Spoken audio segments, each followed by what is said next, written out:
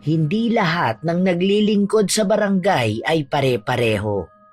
May mabait, matulungin at maaasahan katulad na lang ng Lolo Lucio ni Isha. Pero meron din namang may masamang ugali, matapang at umaastang nakakaangat sa iba na kagaya ng dating nakalaban sa pagiging kapitan ng matandang lalaki. Ngunit ang pagiging matulungin ng kapitan ay inilagay siya sa alanganin. Pinagkaisahan siya para maipakulong at mapatanggal sa posisyon. Sa kanyang pagkakakulong ay nadiskubre din ni Isha kung sino nga ba talaga ang nasa likod ng nangyari. Kaya naman, kahit ayaw ng kanyang Lolo Lucio ay ginamit niya ang kanyang namana at natutunan sa yumaong lola.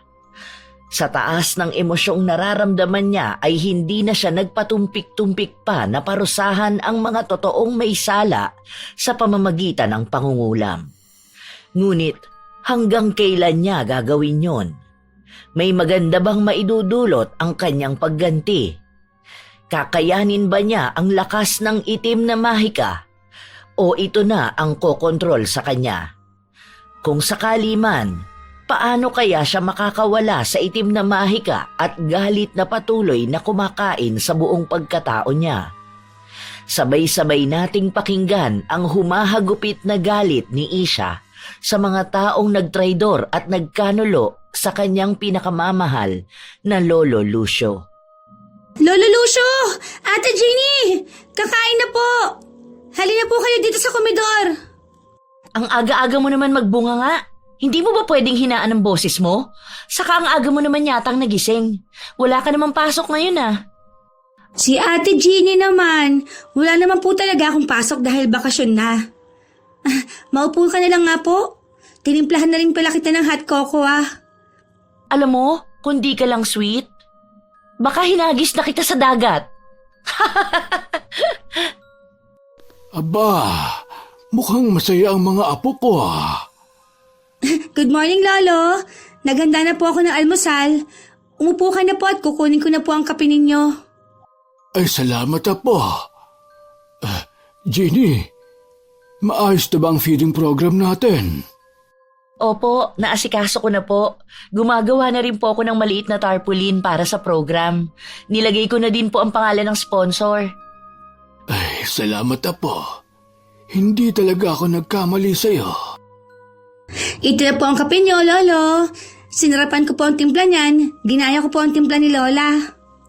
Masayang nagsalo ang tatlo sa almusal. Nang matapos ng kumain ng mga ito ay nauna nang umalis si Lolo Lucio. Habang si Jeannie naman ay nagpresenta na siya na ang maghuhugas.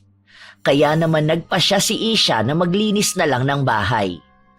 Lumipas ang kalahating oras ng paglilinis niya nang may mapansin siyang jewelry box na nakatali pa.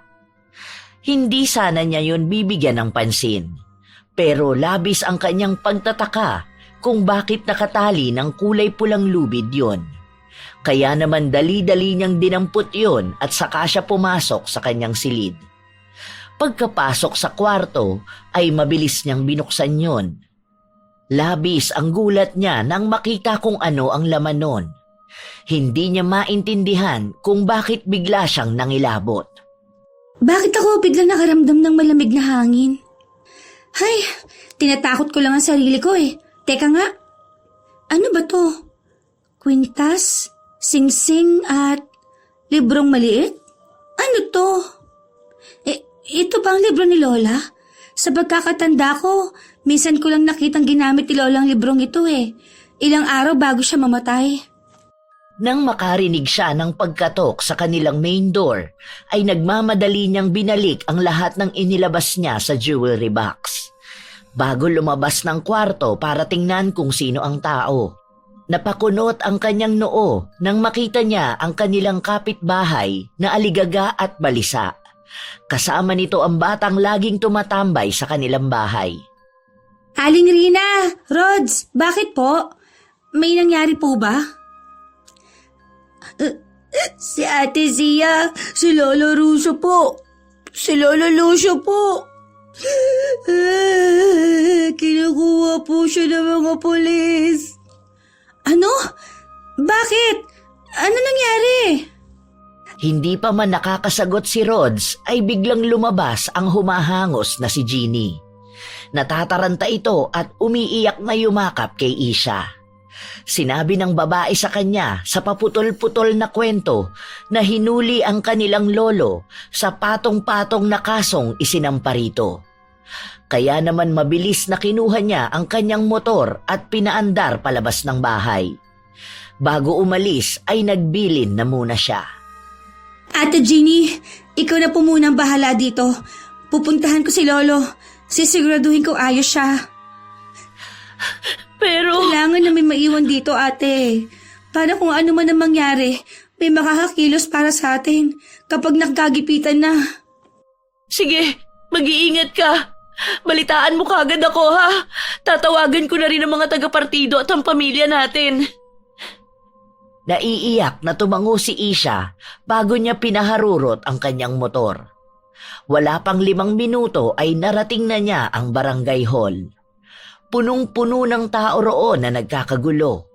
Naiiyak na bumaba siya sa kanyang motor at pilit na sumiksik papunta sa pinakaharap ng barangay. Kitang-kita niya kung paano hilahin palabas ang kanyang lolo ng isang pulis na minsang natulungan ng matanda para makapagtapos ng pag-aaral. Nagulat man ay mas nangibabaw ang galit at inis na nararamdaman niya sa nasasaksihan. Kaya walang pagdadalawang isip na lumapit siya sa pwesto ng kanyang lolo at pilit na tinatanggal ang mga kamay ng humihila sa may edad ng matanda. Bitiwan niyo po ang lolo ko! Bitiwan niyo! Nakikita niyo matanda na yan. Kailangan ba talagang kaladkarinin niyo? Ang kakapal ng mga mukha niyo! Apo, hayaan mo na. Tumawag ka na lang ng abogado. Pero lolo, wala ka namang ginawang masama. Bakit talaga ginagawa to? May sasabihin pa sana si Lolo Lucio nang biglang palibutan si Isha ng iba pang mga pulis at marahas siyang inilalayo sa matanda. Ano mang lakas ng sigaw niya ay tila hindi siya naririnig ng mga ito. Nagpupumiglas man ay walang nagawa ang dalaga.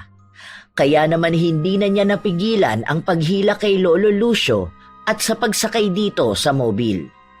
Mas lalo pa siyang nasaktan nang marinig ang mga pinagbubulungan ng mga taong naroon ang kanyang lolo na walang ibang ginawa kung hindi ang tumulong. Ito ba? Ito ba ang isusukli ninyo sa lahat ng tulong na binigay niya sa inyo? Ilan ba sa inyong pinag-aral niya ang anak? Alam niyo ba na galing sa sariling bulsa niya ang lahat ng tulong na binibigay niya sa inyo?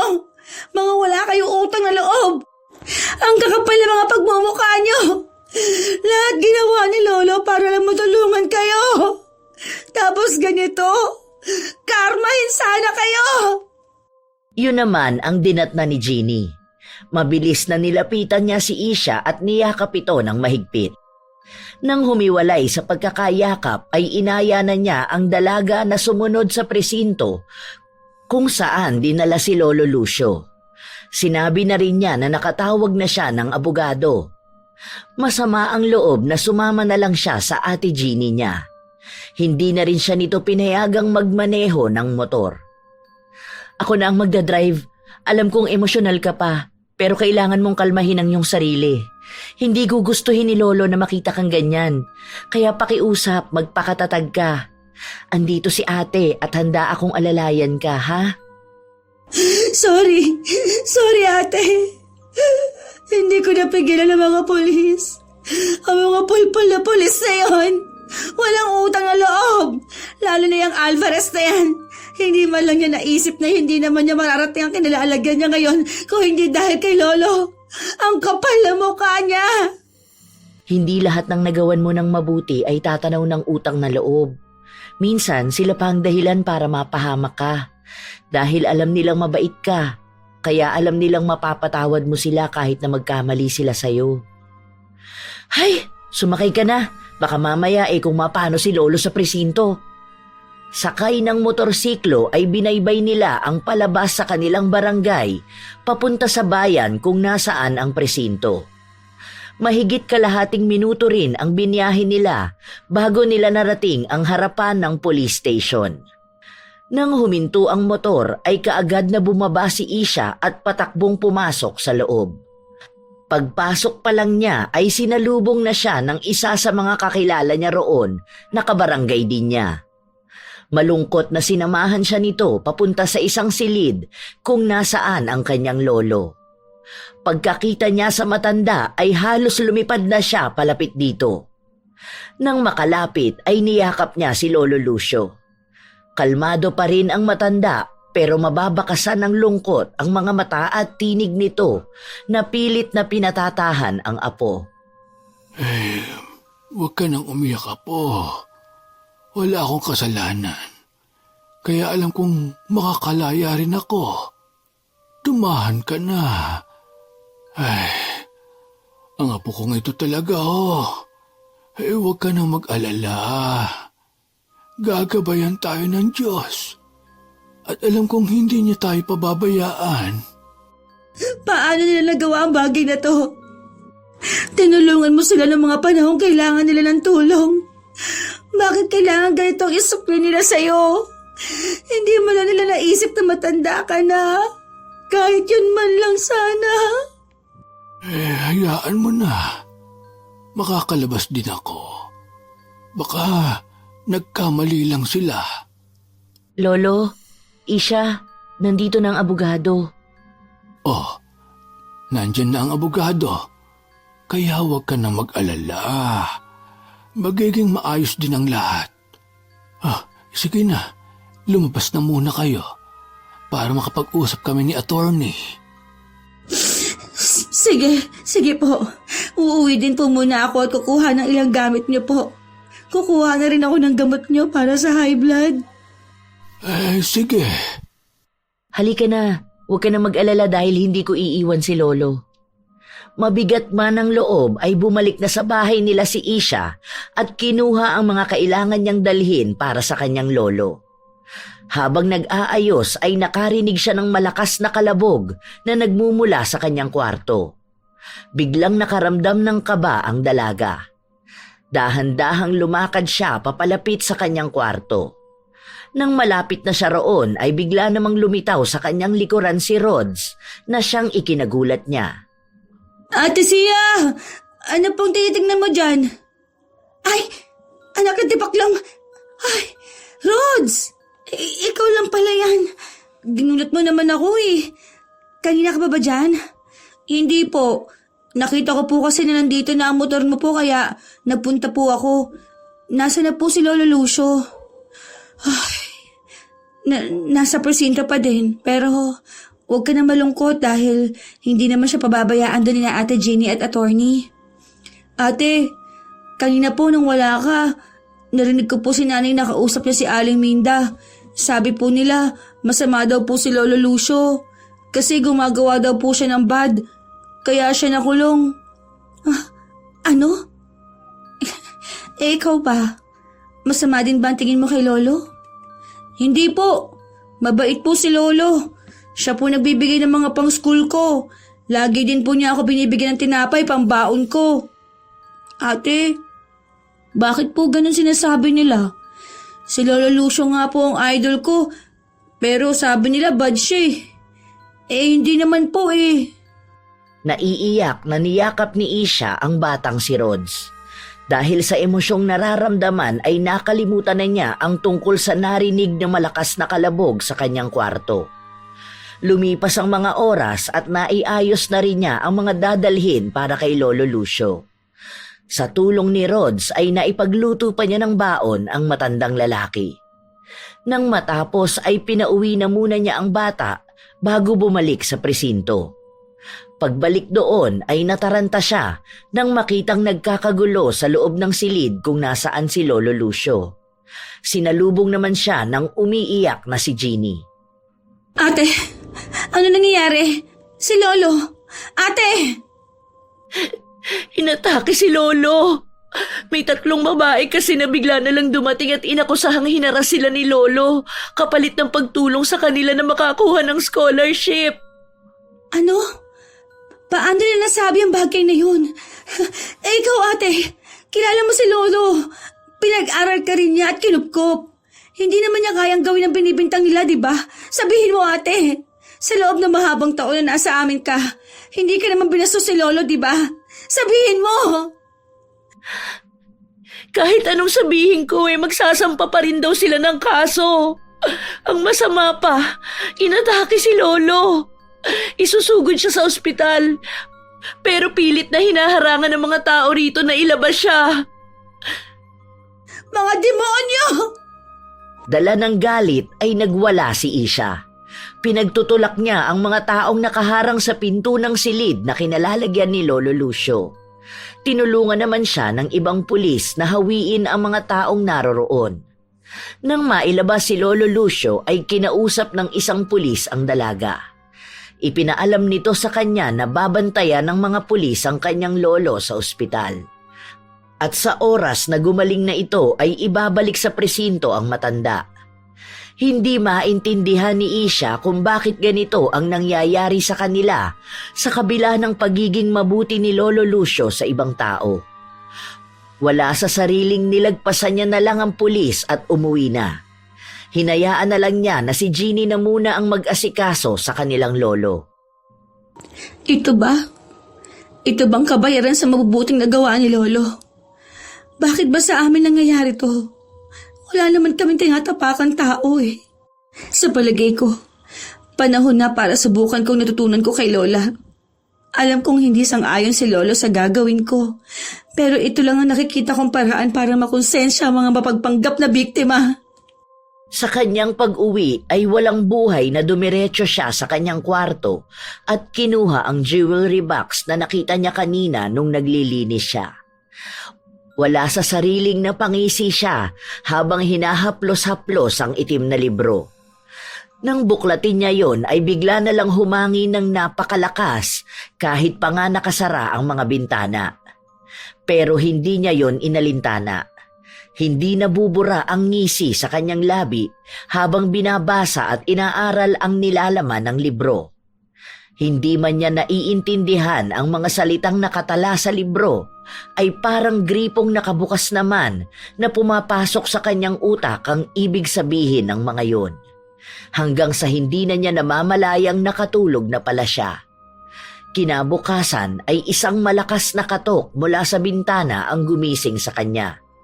Pupungas-pungas na bumangon siya at tinungo ang bintana. Rods?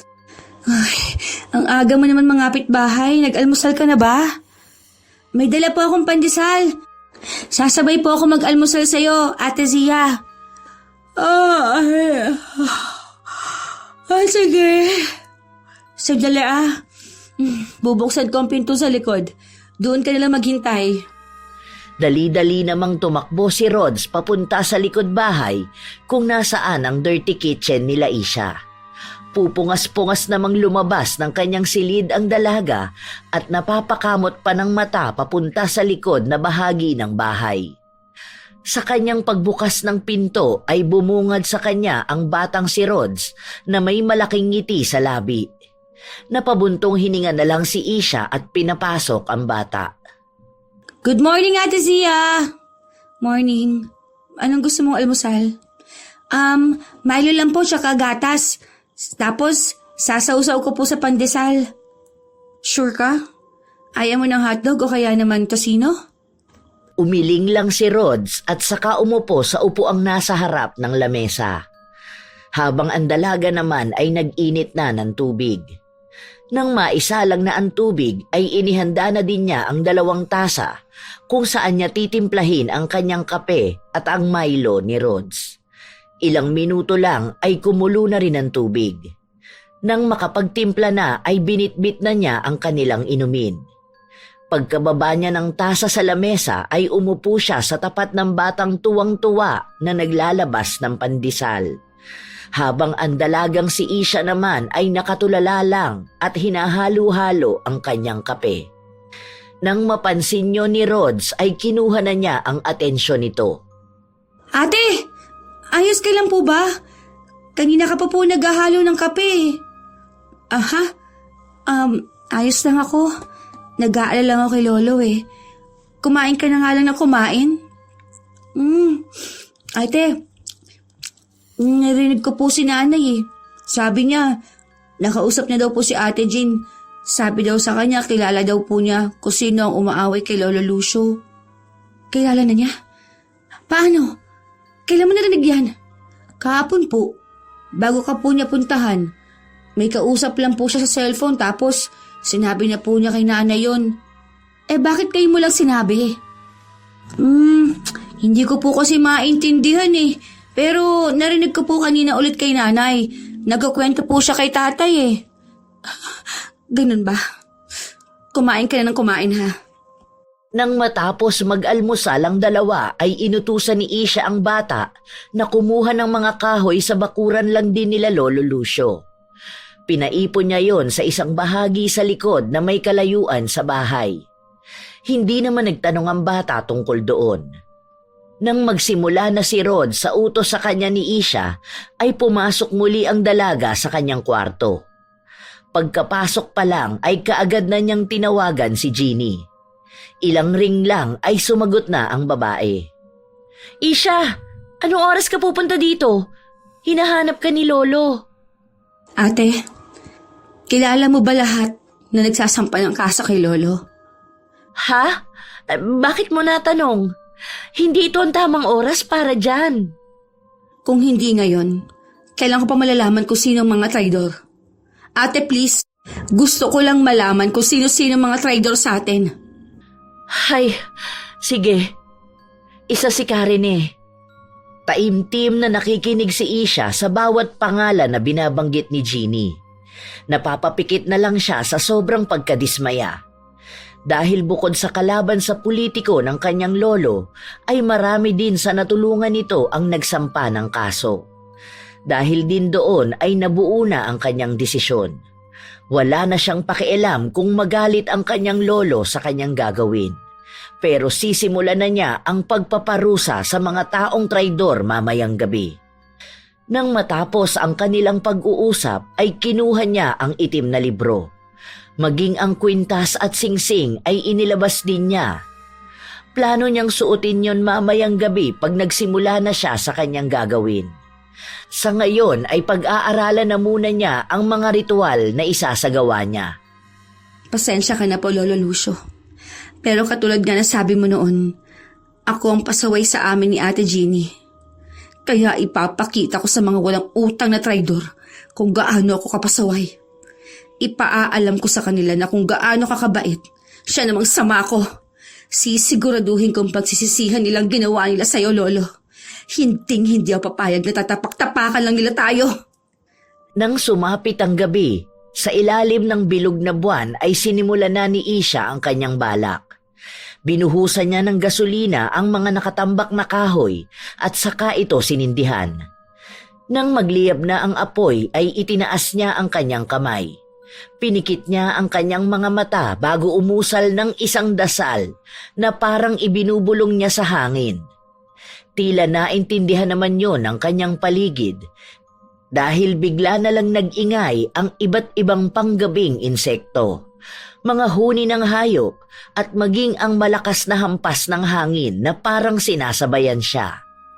Sa bawat pagbigkas niya ay siya ring pagningas ng apoy sa kanyang harapan. Nang matapos niya ang pag-usal ng dasal, ay inilabas niya ang papel kung saan nakasulat ang mga pangalan ng ilan sa mga nagsampa ng kaso sa kanyang Lolo Lucio. Napangisi pa siya habang tinititigan yon. Lintik lang, walang ganti. Sisiguraduhin kong maghihirap kayo. Kahit ang doktor, hindi kayo magagamot sa gagawin ko. At sisiguraduhin kong aatras kayo sa pagsasampa ng kaso sa lolo ko na walang ibang ginawa kundi ang maglingkod sa mga walang kwentang taong tulad nyo. Matapos sabihin yon ay itinapon niya ang papel sa apoy at muling umusal ng dasal. Mag-aalas 3 na ng umaga nang matapos siya sa kanyang pagriritual. Baon ang malaking ngiti sa kanyang labi ay tinungo na niya ang kanyang kwarto para matulog. Dahil sa sayang nararamdaman ay kaagad na nakatulog ang dalaga pagkahiga pa lang. Pagputok ng araw ay bumangon na si Isha at naghanda para sa pagdalaw kay Lolo Lucio na nasa ospital pa rin. Naligo lang siya at nagbihis bago tinungo ang daan papuntang ospital.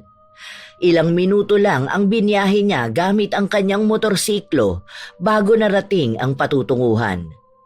Pagka-park pa lang niya ng kanyang motorsiklo ay natatanaw na niya sa harapan ng ospital ang mga taong natataranta sa pagpasok. Nakilala niya pa ang ilan sa mga yon. Good luck sa inyo. Ngayon, nagkakandara pa kayo magpagamot. Nakakatawa naman. Huy, kanina ka pa nakatayo dyan ah. Ay! Anak ng... Ate Jenny naman, aatakihin ako sa'yo niyan eh. Ano bang ginagawa mo dito sa labas? Bumili lang ako ng kape at tinapay ni Lolo. Maiba ko, bakit ngayon ka lang? Alam mo bang kahapon ka pa hinahanap ni Lolo? Isya naman, ganito na nga ang nangyayari. Ano pa bang pinagkakaabalahan mo? Naimportante lang ako inasikaso. Huwag ka na magalit, Ate Jenny. Nararamdaman kong makakauwi na rin si Lolo sa bahay. Soon. Hindi ko alam, pero ang balita ko idinidiin talaga si Lolo ng 3 babaeng bruha na nagpapanggap na hinara sila ni Lolo. Huwag kang mag-alala, ate. Matatauhan din naman ngayon. Tara na sa loob. Baka lumamig na ang kape ni Lolo eh. Alam mo namang mas gusto niyang napapaso ng kape. Paano ka pa nakakapag-relax ng ganyan? Alam mong mahirap ang sitwasyon ngayon, lalo na at nag-i-insulin na si Lolo. Paano na lang kapag nakulong na siya?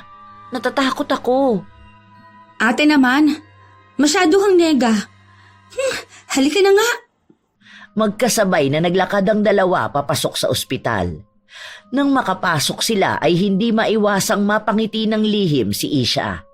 Lalo na nang makita niya ang pamilya ng mga taong nakasulat ang pangalan sa papel na sinunog niya. Narinig niya pa sa bawat daraanan nila na kakaiba ang sakit na dumapo sa mga ito.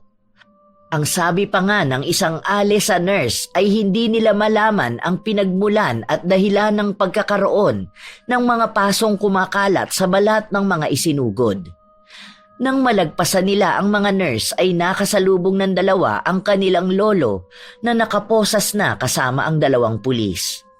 Pareho silang nataranta. Anong ginagawa nyo? Hindi pa maayos ang lagay ng lolo namin ah. Hindi pa nga napapatunayang may sala siya pero pinosas nyo na? Ganito na ba ngayon? Bitiwan yung lolo namin. Mga walang hiya kayo. Bitiwan nyo. Mga apo, hayaan nyo na.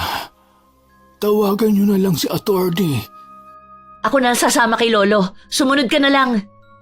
Walang nagawa ang dalawa kundi sundin ang kanilang Lolo Lucio. Nang akayin na palabas ang matanda ay kaagad na sumunod si Jeannie habang nagtitipa sa kanyang cellphone. Si Isha naman ay naiwang nanginginig sa galit sa hallway ng ospital. Nakakuyom ang kamaong nakatitig lang siya sa kawalan. Nang walang ano-ano ay bigla na lang siyang nilapitan ng dating nakalaban ni Lolo Lucio sa pagkakapitan. Isha, totoo ba ang nabalitaan ko na makukulong ang lolo mo? Nako, bakit naman nagkaganon? May mga peste kasing naninira sa lolo ko eh. Mukhang kinulang sa pesticide ang barangay natin kaya naglipa na sila. Ano ka ba? Makukulong na nga ang lolo mo, nakukuha mo pang magbiro. By the way, kung kailangan niyo ng tulong ko, puntahan mo lang ako sa bahay. O di kaya tawagan niyo ako. Hindi namin kailangan ng tulong mo.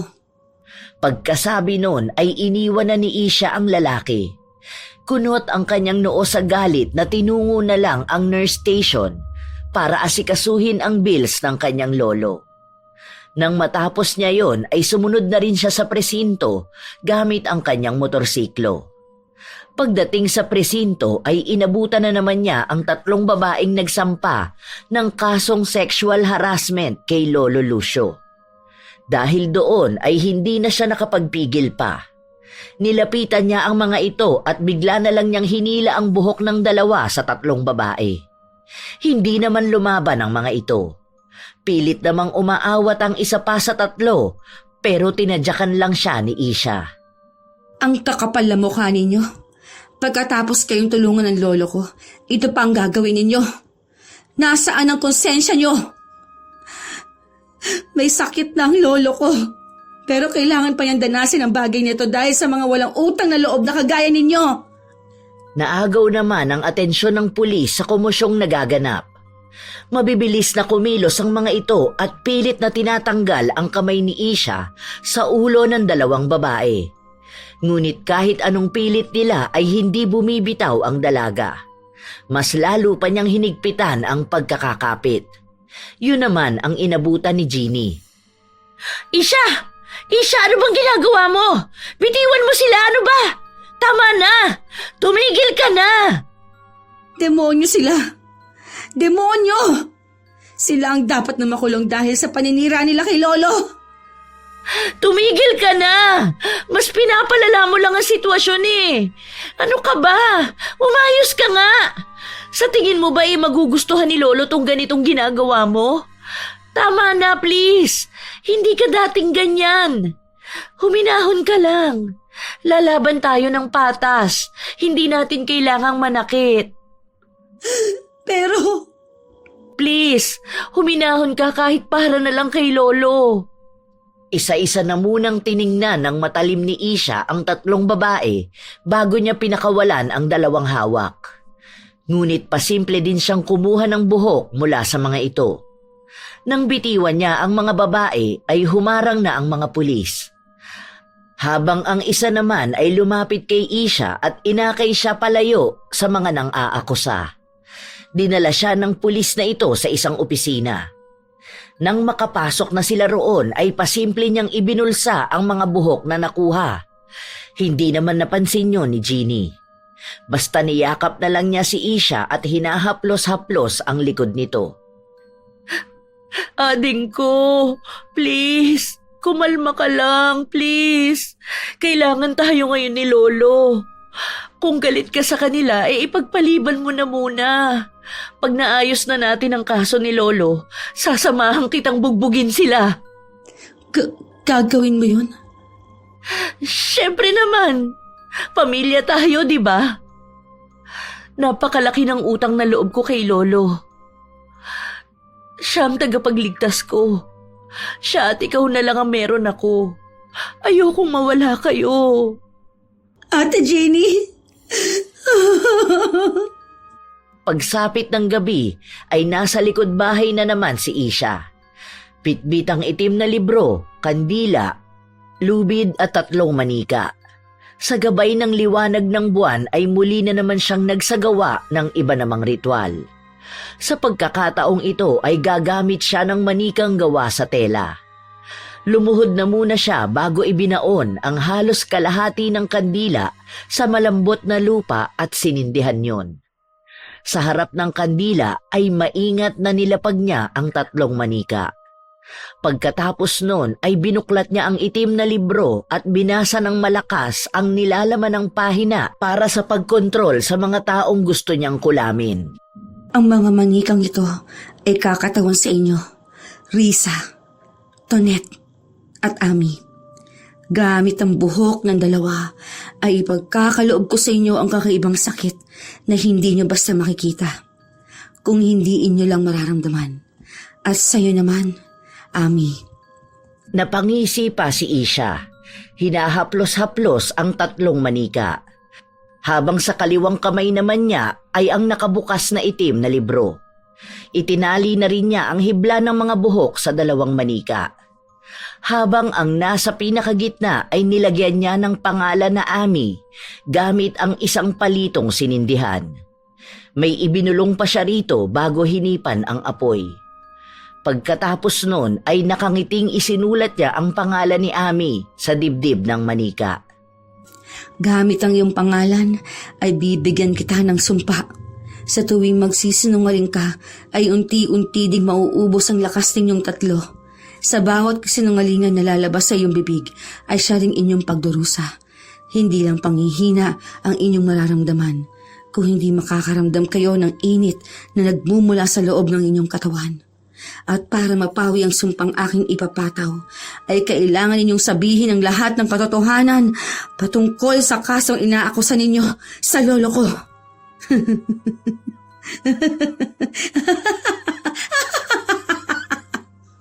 Pagkatapos nun ay tumingala siya at muling nag-usal ng kakaibang dasal. Sinabayan naman yon ng langit ng pagkulog at pagkidlat. Nang matapos ang kanyang ginagawa ay nagbalik na siya sa kanyang kwarto. Humiga siya sa kanyang kama na may malaking ngiti sa kanyang labi. Sa kanyang pagpikit ay siya namang pasok ng isang anino ng babae mula sa isang gilid. Dahan-dahang lumapit ito sa nakahigang dalaga. Minasdan ang payapang natutulog at sumingaw ang nakakakilabot ng ngiti sa kanyang labi.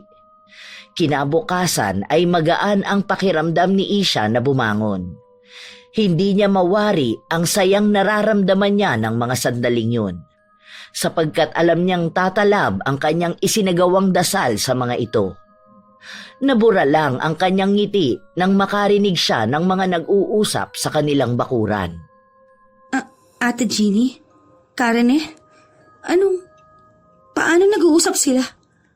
Maingat na lumapit sa may bintana ang dalaga at bahagyang sumilip. Kitang-kita niya na magkayakap ang dalawa. Naririnig din niya ang pag-uusap ng mga ito tungkol sa nangyayari sa kanyang lolo Lucio. Nagwagi tayo. Ngayon ay sigurado na ang aking pagkapanalo sa susunod na eleksyon. Akalain mo, hanggang ngayon ay hindi ka pa din nila pinagdududahan. Wala silang kaalam-alam na ikaw ang nanakot sa 3 babae para kasuhan ng pobreng matanda.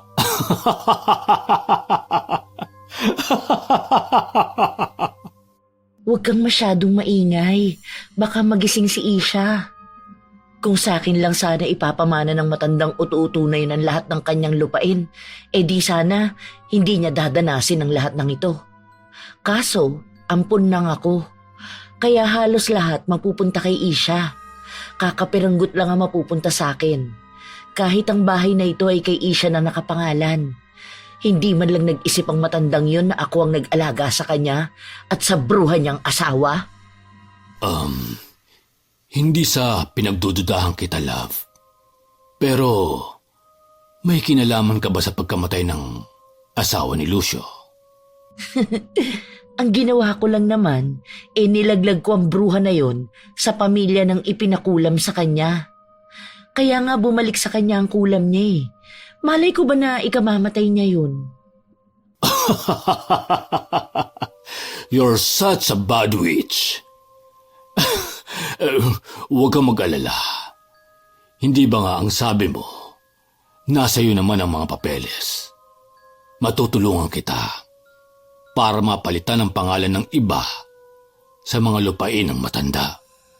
Well, isa na lang naman ang titulong hindi pa napapalitan ng pangalan. Kailangan ko kasing ipapirma kay Isha yun. Anong lupa pa ba ang nasa pangalan pa din niya? Itong buong lupa na ito at ang malaking bahay. Lingid sa magkasintahan ay narinig lahat ng iyon ni Isha. Nagulat man siya at hindi makapaniwala sa lahat ng nakuhang impormasyon ay sapat na yon para mas lalong magningas ang galit sa kanyang puso.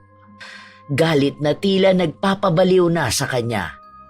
Hindi na nga niya namalayang tumutulo na pala ang kanyang mga luha. Dahil sa sakit na nararamdaman, ay bumalik na lang siya sa kanyang kama at nag-isip ng isang plano. Tatapusin ko lang ang kaso ni Lolo. Sisiguraduhin ko muna mapapakinabangan ko kayo bago ko kayo tirahin. Pag-ahandaan ko ang paghihiganting gagawin ko sa inyo. Nakaka-excite naman. Nang marinig niya ang pagbukas-sara ng kanilang front door, ay muling humiga si Isha at nagpanggap na natutulog pa. dahil batid niyang papasukin siya sa kwarto ni Jeannie para gisingin. At hindi nga siya nagkamali dahil ilang sandali lang ay bumukas na ang pinto ng kanyang kwarto at iniluwanon si Jeannie. Nilapitan siya nito at mahinang niyugyog. "Isha, gising na. Pupunta pa tayong presinto para madala ng pagkain si Lolo. Dadaanan pa natin si attorney. Bangon ka na. Uy!" Sandali lang, te. 5 more minutes. Ay, ang sakit kasi ng katawan ko eh. Hay nako, ano ba kasing pinagagawa mo kagabi? Ganito na lang pala, mauna na ako sa presinto. Dadaanan ko na rin si attorney. Sumunod ka na lang ha, iiwanan na din kita ng almusal. Sige po, sunod na lang ako.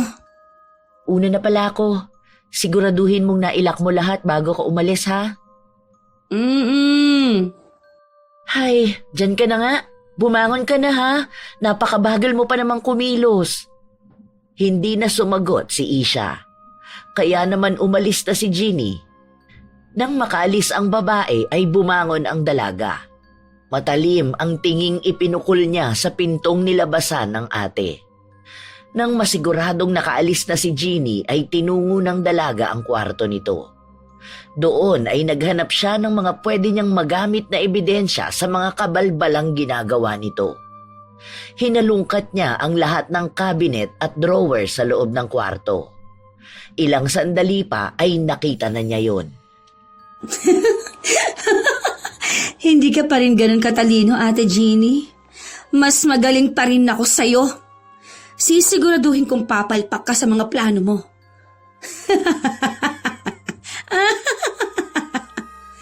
Bit-bit ang mga titulo ng mga lupain ay lumabas siya sa kwarto ni Jeannie.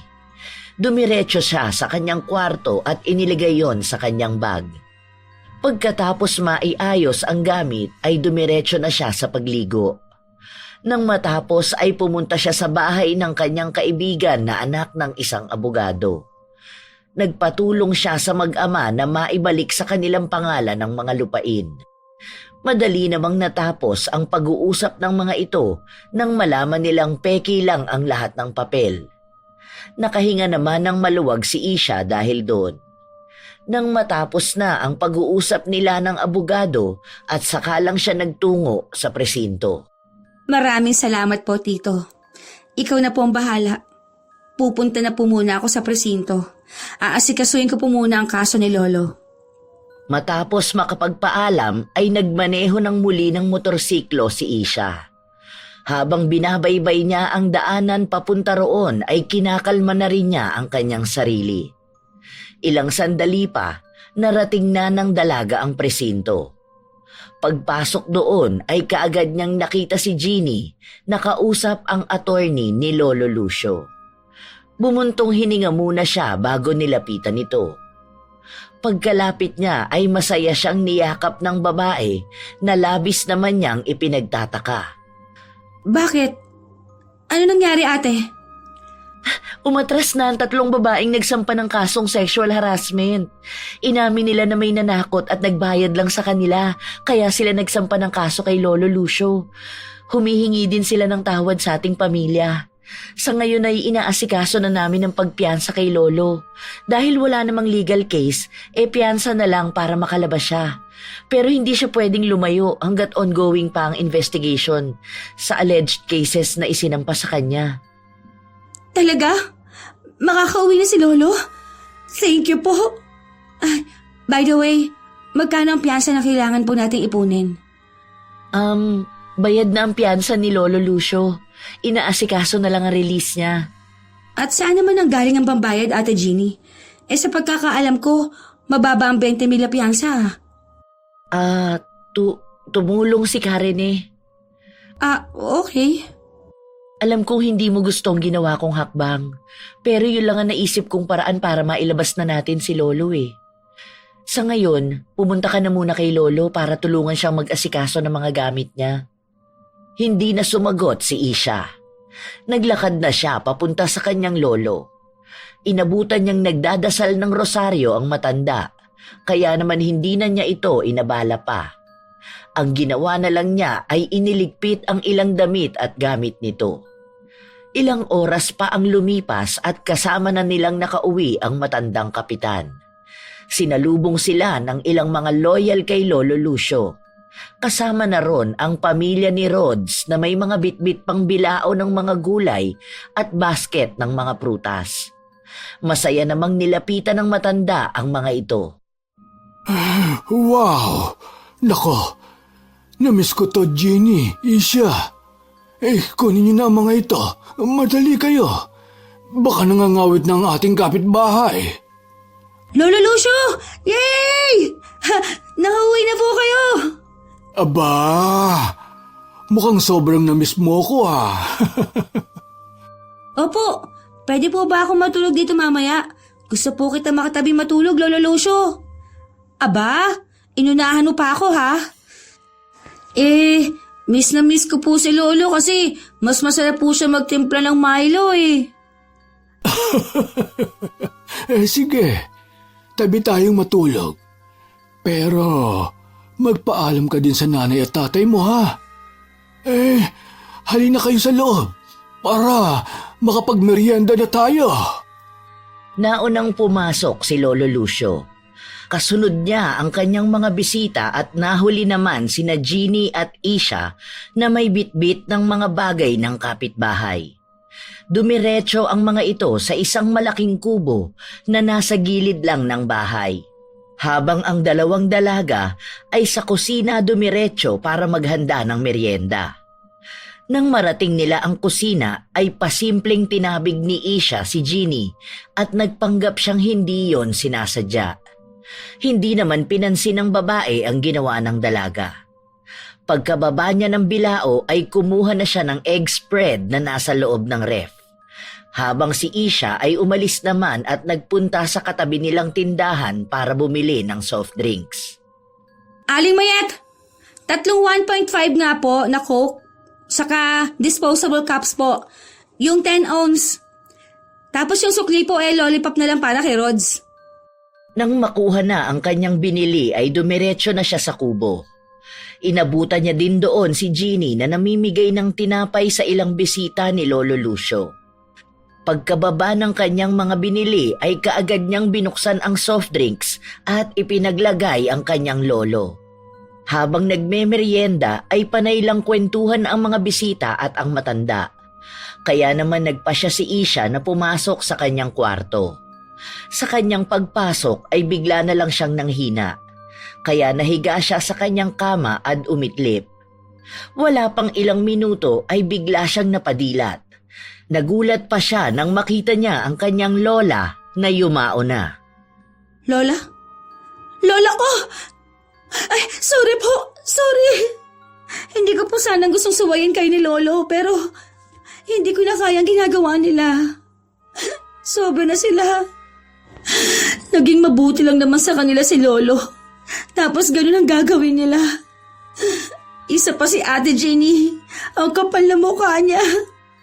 Siya palang dahilan kung bakit kayo napahamak. Huwag ka pong mag-alala. Ako na pong bahala sa kanya. Igaganti ko po kayo. Ngunit hindi sumagot ang kanyang lola. Bagkus ay naglakad ito palapit sa isang lumang drawer na hindi nagagamit ni Isha. Sinubukan ng matandang babae na buksan yon pero tumatagos lang ang kanyang kamay sa hawakan nun. Nakuha naman kaagad ng dalaga ang nais nitong sabihin. Kaya tatayo na sana siya nang bigla na lang siyang malaglag sa kanyang higaan. Dahil doon ay nagising siya sa kanyang pagkakatulog. Aray! Anak ng tipaklong! Ay! Lola? Lola? Nasaan ka na? Totoo ba yun? Nanaginip lang yata ako. Pero ano kayang ibig niya sabihin? Sandali nga. Ano kayang ibig niya sabihin? Tama! Yung lumang drawer! Nagmamadaling nilapitan niya ang drawer at mabilis na binuksan yon. Labis ang kanyang pagtataka nang makita niya roon ang larawan ni Jeannie na nakatali sa isang kahoy. Hindi mawari ni Isha kung ano ang nais iparating ng kanyang yumaong lola. Kinuha na lang niya yon at pinagmasdang mabuti. Sa isang iglap ay bigla na lang pumasok sa kanyang isipan ang eksena kung saan nag-uusap sina Jeannie at Karene. Napangisi naman siya at buo na ang kanyang loob na isagawa na ang kanyang plano para kila Karene at Jeannie. Dumating na ang tamang pagkakataon. Panahon na para kayo naman na magbayad. Sa palagay ko, tinutulungan ako ni Lola na parusahan ka, Ate Jeannie. Humanda ka na. Nahinto lang siya nang makarinig siya ng malalakas na pagkatok. Dali-dali naman niyang itinago sa ilalim ng kanyang unan ang kanyang nakuha sa drawer. Inayos pa niya ang kanyang sarili bago tinungo ang pinto para tingnan kung sino ang kumakatok. Pagbukas niya ay sumalubong sa kanya ang seryosong mukha ng kanyang lolo Lucio. Bigla siyang nakaramdam ng matinding kaba sa ekspresyon ng mukha nito. Lolo, bakit po? May iuutos po ba kayo? Kung ano man ang binabalak mo, huwag mo nang ituloy. Ano po bang sinasabi niyo? Ano pong balak? Kahit hindi mo aminin sa akin, nararamdaman ko na may masama kang balak na gawin. Nararamdaman ko din ang presensya ng iyong lola at alam kong konektado ito sa kanya. Apo, huwag mo nang ituloy. Huwag ka nang gumaya pa sa lola mo. Hindi ka ba natatakot sa karma? Lo, huwag po kayo mag-alala. Hindi ako lalagpas sa inaakala niyo po. Kailangan ko lang silang turuan ng leksyon. Masyado kanilang tinapakan. Sa ilang taon na naglingkod at tumulong kayo sa kanila, siniraan pa nila kayo. Napatawad ko na sila. Kaya patawarin mo na din sila. Sorry po, pero hindi ko kaya. Kung wala na po kayong sasabihin, magpapahinga na po ako. Patawarin mo na ang Ate Jeannie mo. Naging marupok lang siya at nagpapadala sa kanyang emosyon. Hindi naman niya sinasadyang gawin ang lahat, Apo. Alam niyo po? Paano? Ganon din naman po ang alam ninyo. Wala na po akong dahilan para ilihim pa ang galit na nararamdaman ko. Nagulat si Lolo Lucio sa kanyang narinig mula sa kanyang apo na siya na ang nagpalaki. Bago sa kanya ang nakikitang katauhan ng dalaga. Tila ba hindi na ito ang mabait, malambing at malambot ang pusong si Isha. Napaatras na lang siya nang titigan niya ang mata ng dalaga. Hindi niya maintindihan kung bakit parang ibang tao ang nakikita niya sa mga mata nito. Ngunit napakapamilyar sa kanya ng pakiramdam na yon. Nangilabot siya nang tangkain sanang hawakan siya ng apo. Magpahinga ka na, Apo. Baka pagod ka lang. Nahuli na yata ako. Po, nahuli saan? Wala. Huwag mo na lang akong pansinin, Apo. Mukhang ako yata ang pagod. Kaya magpapahinga na muna ako. Si Ate Jeannie muna ang bahalang maghanda ng hapunan natin. Ayos ka lang po ba? Ihahatid ko na po kayo sa kwarto niyo. Hindi na. Kaya ko. Magpahinga ka na lang. Nagtataka man ay sinunod na lang niya ang sinabi ng kanyang Lolo Lucio. Lumipas pa ang mga oras. Nang sumapit na ang hating gabi ay muling lumabas si Isha ng kanyang kwarto at pumunta ulit sa likod bahay. Doon ay isinagawa niya ang ritual para kila Karene at Jeannie. Nang matapos na siya ay babalik na sana siya sa loob nang makita niya si Lolo Lucio na nakatayo sa may hamba ng pinto. Nakatitig lang ito sa kanya pero wala siyang makitang kahit anong emosyon sa mga mata nito. Sandaling napahinto sa kanyang pagbalik ang dalaga. Bumuga naman siya ng hangin bago muling inihakbang ang paa. Nang magkatapat na sila ay patay mali siya niyang tinanong ang kanyang lolo. Lo, bakit po gusto pa kayo? Itinuloy mo pa rin talaga. Ay, wala na akong magagawa pa. Pero sana lang, hindi ka magsisi sa huli. Pinaparusahan ko lang po sila. Hindi ko naman po sila papatayin. Hindi na talaga kita kilala. Ibang-iba ka na. Alam kong nasaktan ka sa nagawa nila. Pero Apo, hindi naman sagot ang pagganti. Pasensya na po. Pero hindi po ako kasing bait ninyo eh.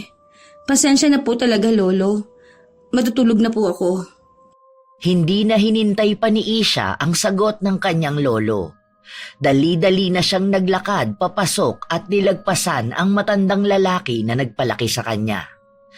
Nang makapasok na siya sa kanyang kwarto, ay napasandal pa siya sa likod ng pinto at saka hinayaang bumagsak ang luha na kanina pa niya pinipigilan. Luha hindi dahil sa sakit, kundi dahil sa bigat na kanyang nararamdaman na siya rin ang may gawa. Bakit? Bakit ganitong nararamdaman ko? Ito naman ang gusto ko, di ba? Pero bakit? Bakit sa tuwing makikita kong lungkot sa mata ni Lolo dahil sa ginawa ko ay ang bigat-bigat? Isha, desisyon mo to kaya tama lang na tanggapin mo ang kaakibat na consequences. Nanlalambot na lumapit siya sa kanyang kama at basta na lang ibinagsak ang kanyang katawan. Doon ay ibinuhos niya ang lahat ng guilt na kanyang nararamdaman. Hindi na rin niya namalayan na nakatulugan na niya ang pagsisintimiento. Kinabukasan, nagising si Isha dahil sa malakas na sigaw na nagmumula sa kwarto ni Jeannie. Nagising man ay hindi siya bumangon kaagad dahil batid niya na umepekto na ang kulam na kanyang ginawa. Tama lang yan sa'yo. Mabaliw ka sa mga kalokohang ginawa mo sa pamilya ko. Good luck sa'yo. Siguradong ngayon, nagkakaroon ka na ng hallucination. Pagsisisihan ninyo ang ginawa ninyo. Dinig na dinig pa ni Isha ang nag-aalalang boses ng kanyang lolo. Habang panay sigaw lang si Jeannie. Hindi pa sana siya tatayo, kaya lang ay tinawag siya ng kanyang lolo. Walang gana namang tumayo siya at lumabas ng kwarto. Inabutan niyang umiiyak si Jeannie sa bisig ni Lolo Lucio. Marami itong sinasabi pero wala siyang naiintindihan. Masaya ka na ba? Ito ba talaga ang gusto mo? Tignan mong mabuti ang ate mo. Tignan mo ang ginawa mo sa kanya. Parehas ko kayong apo. Kaya parehas ko kayong mahal. Alam mo bang nasasaktan ako sa nangyayari? Tama lang po yan sa kanya. Lalakad na sana papuntang banyo si Isha para maghilamos at magmumog nang bigla na lang tumakbo palapit sa kanya si Jeannie. Niyakap siya nito at umiiyak na parang bata. Nagpupumiglas naman ang dalaga. Pero sa higpit ng yakap nito ay hindi siya makawala. May mga sinasabi din ito na unti-unti nang naiintindihan ni Isha.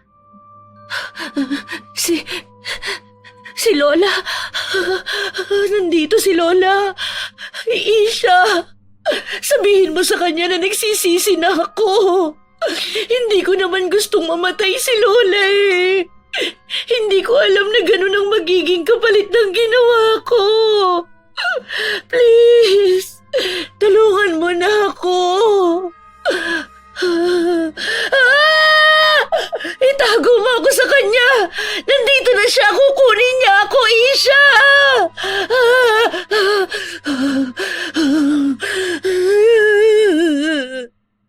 Ano? Nagsisisi? Talaga ba? Bakit ngayon lang? Parang awa mo na. Itago mo ako kay Lola. Kukunin niya ako.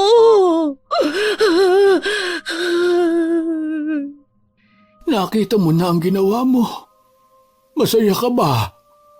Ngayon nakikiusap ako sa iyong muli. Baka pwede mo nang tanggalin ang ginawa mo sa ate mo. Parang awa mo na, apo. Kahit gustuhin ko man, ay hindi ko po kaya. Hindi ko alam kung paano. Masisikmura mo bang kalagayan ng ate Jenny mo? Ha? Apo ko! Lo, seryoso po ako. Kahit gustuhin ko, hindi ko alam paano tatanggalin. Hindi na nakaimik si Lolo Lucio sa sinabi ni Isha. Batid ng matanda na hindi nagsisinungaling ang kanyang apo, sapagkat nakikita niyang naluluha na rin ito habang nakayakap pa rin si Jeannie dito. Kaya naman isa na lang ang naisip niya na paraan. May kilala akong manggagaway. Dadalhin ko siya ron mamaya. Nasa iyo na yan kung sasama ka. Pagamot, Jeannie? Gagaling, Jeannie? Gagaling na? Aalis na si Lola? Napatawad na niya ako? Oo, Apo. Kaya huwag ka nang matakot. Si Lolo ang bahala sa iyo. Kaagad namang kumala si Jeannie kay Isha at lumapit kay Lolo Lucio. Niyakap niya ang matanda at saka nagpasalamat dito. Panay din siya hingi ng tawad. Hinaplos naman ng kanyang lolo ang tuktok ng kanyang ulo. Habang si Isha ay napayuko na lang. Hindi dahil sa nagseselos siya, kundi dahil mabilis ding lumambot ang kanyang puso sa nakitang epekto ng kanyang ginawa sa ampon ng kanyang lolo. Kaya naman walang gatol na nagpahayag siya ng kanyang saloobin. Sasaba po ako. Hindi ko naman po alam na malaki ang magiging epekto. Akala ko hallucination lang. Sorry po, Lolo. Sige na. Gawin mo na ang dapat mong gawin. Ako na muna ang bahala sa ate mo. Magluto ka na din ng almusal at pagkatapos nating mag-almusal, lalakad na tayo. Opo. Mabilis ang naging kilos ni Isha. Nang makapaghilamos na siya at mumog ay nagprito na lang siya ng ham at itlog. Nagsalang na rin siya ng sinaing. Halos 1 oras din ang lumipas bago niya naihanda ang lamesa. Nag-almusal lang siya ng mabilisan bago sila nagtungo sa manggagaway na kakilala ni Lolo Lucio. Wala nang palit-palit pa ng suot. Sakay ng tricycle ay binaybay nila ang daan papunta sa isang liblib na parte ng kanilang lugar. Umabot din yun ng 1 oras at kalahati. Pagdating doon ay may isang may edad na lalaki na sumalubong sa kanila. Nagbiro pa nga ito na mukhang may nagmana daw sa yumaong asawa ng matandang kapitan. Kaya nga nagpunta ako rito eh. Nagmana nga talaga sa mahal kong asawa. Oo nga pala. Hindi yan ang ipinunta ko. Hihingi po sana kami ng tulong. Ako po ang may gawa ng isang ritual para magkaroon ng hallucination si Ate Jeannie. Pero hindi ko naman po inakala na ganito po ang magiging epekto. Tinanaw naman ng matandang manggagaway ang babaeng nasa loob ng tricycle. Pasilip-silip pa ito at nanlalaki ang mga mata na parabang takot na takot. Tumangulang ang manggagaway at inaya sila na pumasok sa loob. Kaya naman nilapitan ni Isha si Jeannie at inakay na ito papasok sa kubo ng kaibigan ni Lolo Lucio. Doon ay isinagawa ang pagtatanggal ng bisa ng ginawa ng dalaga. Umabot din ng mahigit 3 oras ang kanilang pag-oorasyon. Nang matapos na ay hinang-hina naman si Jeannie. Inalok na muna silang magpahinga, ngunit humindi na si Lolo Lucio. Hindi na. Alam kong napagod ka din at kailangan mo rin magpahinga. Lalo na at tumatanda ka na. Paniguradong naubos ang lakas mo sa ginawa mong pagtatanggal ng bisa. Kaya uuwi na kami. Maraming salamat, brother. Ito nga pala. Kaunting pagpapasalamat. Inabutan nito ni Lolo Lucio ng pera, pero tinanggihan naman yon ng manggagaway, sapagkat malaki umano ang utang na loob nito sa matandang kaibigan, maging sa yumao nitong asawa. Nang matapos ang kanilang pagpapaalamanan ay umuwi na rin ang tatlo. Pagdating sa bahay ay kaagad na pinagpahinga nila si Jeannie na kaagad namang nakatulog. Lumipas pa ang 3 araw at nanumbalik na ang lakas ng babae. Kasabay nito ay ang isang desisyong ikinagulat ng maglolo. Malaki po ang utang na loob ko sa pamilya niyo. At malaki rin ang naging kasalanan ko. Sana po ay mapatawad pa ninyo ako. Hindi ko alam kung anong masamang hangin ang pumasok sa utak ko kaya nagawa ko ang bagay na yun. Sorry din Ate Jenny. Naging padalos-dalos ako. Masyado ako nagpatangay sa aking emosyon. Matalino nga ako pero naging tanga rin. Masaya ako na nakikitang maayos na kayo. Sana ganito tayo araw-araw. Lolo, mukhang hindi na po mangyayari yun. Buo na po ang desisyon ko na umalis na lang. Hanggang ngayon ay nahihiya pa rin ako sa aking nagawa. Gusto ko po sanang lumayo para makapagnilay-nilay sa mga nagawa ko. Dahil ba to sa akin? Hindi. Hindi ito dahil sa'yo. Naiintindihan ko ang naramdaman mo. Pero sa ngayon, hindi ko kayang manatili rito at magpanggap na maayos na ang lahat. Yan ba ang desisyon mo? Sandali. Sa pagtayo ni Lolo Lucio ay nagkatinginan ng dalawa at parang nagtatanungan kung ano ba ang sunod na hakbang ng matanda. Ilang sandali lang ay muling lumapit ito sa kanila. Hawak ang isang malaking kulay brown na envelope at isang maliit na kulay pulang ampaw. Iniabot ni Lolo Lucio ang hawak kay Jeannie. Kunot noong tinanggap naman yon ng babae. Ano po ito? Ang sabi mo, gusto mong magnilay-nilay. Sakto ang lugar na yan para roon. At sa'yo na din nakapangalan ang bahay sa San Andres. Tignan mo. Lo, hindi ko kayang tanggapin ito. Napakalaki ng naging kasalanan ko. Tanggapin mo na yan. Ang nasa ampaw, panggastos mo. Umiiyak na yumakap ang babae kay Lolo Lucio. Hindi siya makapaniwalang bibigyan pa rin siya nito kahit pa nga ganoon na ang nangyari. Habang si Isha naman ay nakangiting nagpapahid ng luha sa kanyang mga mata. Totoong nagalit siya noon sa ampo ng kanyang lolo. Pero masaya siya para rito. Ano Isha? Tutunganga ka na lang ba dyan? Ayaw mo ba sumama sa family hug? Sino naman nagsabi sa'yo ate na ayoko? Siyempre, bet na bet ko. Masayang nakiyakap si Isha sa dalawa. Nang araw ding yon ay inihatid pa ng maglolo si Jeannie sa bago nitong bahay. Habang si Karine naman ay tuluyan ng nabaliw. Inamin nito na siya ang may pakana ng lahat ng akusasyon kay Lolo Lucio. Dinala rin ito ng kanyang pamilya sa mental hospital. Minsan, dahil sa galit ay may mga bagay tayo na nagagawa nang hindi man lang natin na pag-iisipan. Kagaya na lang ni Isha na nagpadala sa kanyang emosyon kaya gumamit siya ng itim na mahika. Wala namang magandang maidudulot sa ating buhay ang pagganti sa mga taong nagkasala sa atin. Magbibigay lang ito ng panibagong problema. Sa ating mga tagapakinig, ang istorya ni Isha ay nagpapaalala rin sa atin na sa kahit anong hidwaan ng pamilya, ito ay maaayos din. Sabi nga nila, hindi man lahat, pero ang pamilya, hindi ka bibitawan kahit ano pang mangyari. Mag-aaway, magkakatampuhan, pero laging nandyan ang pag-intindi, pagmamahal, at pagpapatawad.